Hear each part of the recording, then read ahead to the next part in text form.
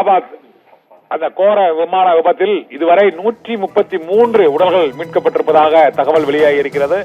மற்றொன்று, இந்த விமானம் விபத்து ஏற்பட்ட பகுதியானது அது இந்த ஒரு மெடிக்கல் மருத்துவமனையின் அந்த ஹாஸ்டலில் 60 டாக்டர்கள் உணவருந்தி கொண்டிருந்த போது அந்த விமானம் அந்த ஹாஸ்டலில் விழுந்ததால் ஒரு 60க்கும் மேற்பட்ட மருத்துவர்களுக்கும் இதில் பாதிப்பு ஏற்பட்டிருப்பதாக தகவல் வெளியாகி இருக்கிறது.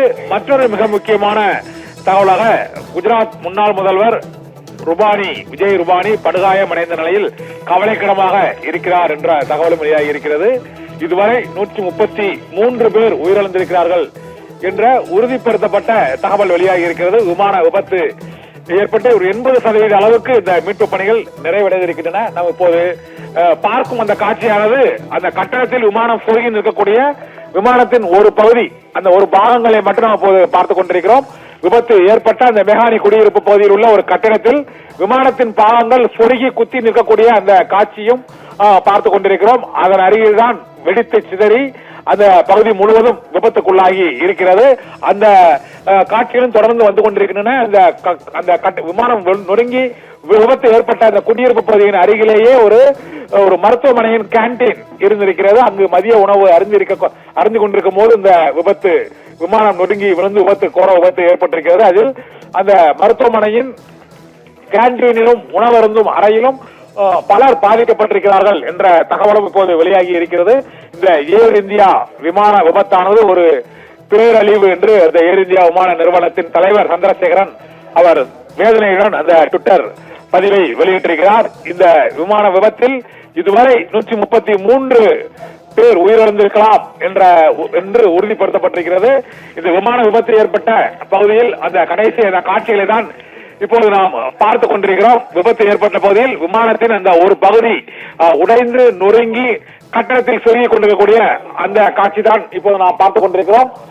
இந்த விமான விபத்துக்கான காரணம் என்ன என்பது குறித்த அந்த கடைசி நிமிடத்தில் விமானத்தில் ஏற்பட்ட கோளாறு, விமானிகளுக்கிடையே நடைபெற்ற உரையாடல், விமான கட்டுப்பாட்டு அறைக்குள் விமானிகள் தொடர்பு கொண்டு பேசியது என்ன மற்றும் விமான பயணிகளின் அந்த கடைசி குரல் மற்றும் அந்த பயணிகளுக்கு அறிவுறுத்தப்பட்ட அறிவுறுத்தல் என விமானத்தில் கடைசி விபத்து நடைபெறுவதற்கு சில நொடிகளுக்கு முன் நிகழ்ந்த அந்த அனைத்து தகவல்களும் அந்த கருப்பு பெட்டிக்குள் தான் இருக்கும்.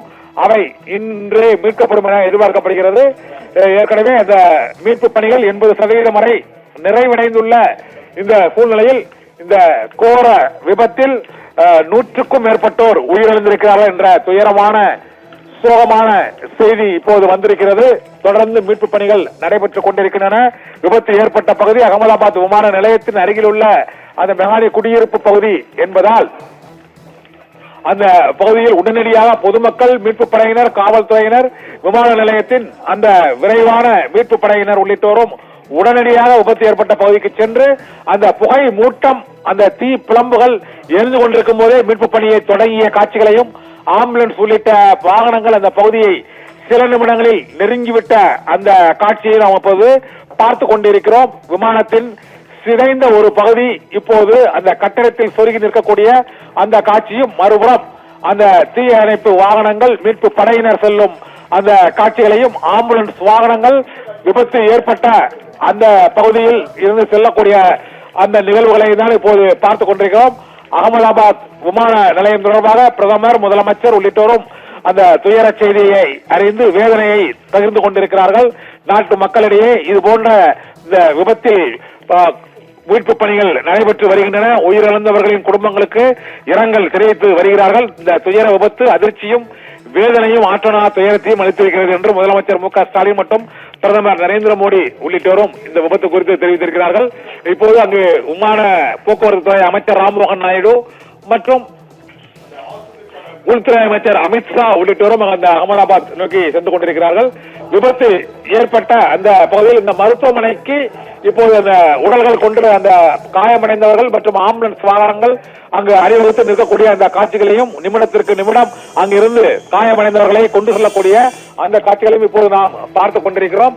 விபத்து ஏற்பட்ட பகுதியில் காயமடைந்தவர்கள் மற்றும் அந்த மருத்துவமனையின் அந்த கட்டிடத்தில் விமானம் விழுந்து நொறுங்கிய அந்த காட்சிகளும் இப்போது பார்த்துக் கொண்டிருக்கிறோம். இதில் காயமடைந்த மருத்துவர்கள் மற்றும் மருத்துவமனைக்குள் அந்த கொண்டு செல்லக்கூடிய உடல்கள், காயமடைந்தவர்களுக்கு அளிக்கக்கூடிய அந்த சிகிச்சை விவரங்களும் தற்போது வெளிவந்து கொண்டே இருக்கின்றன.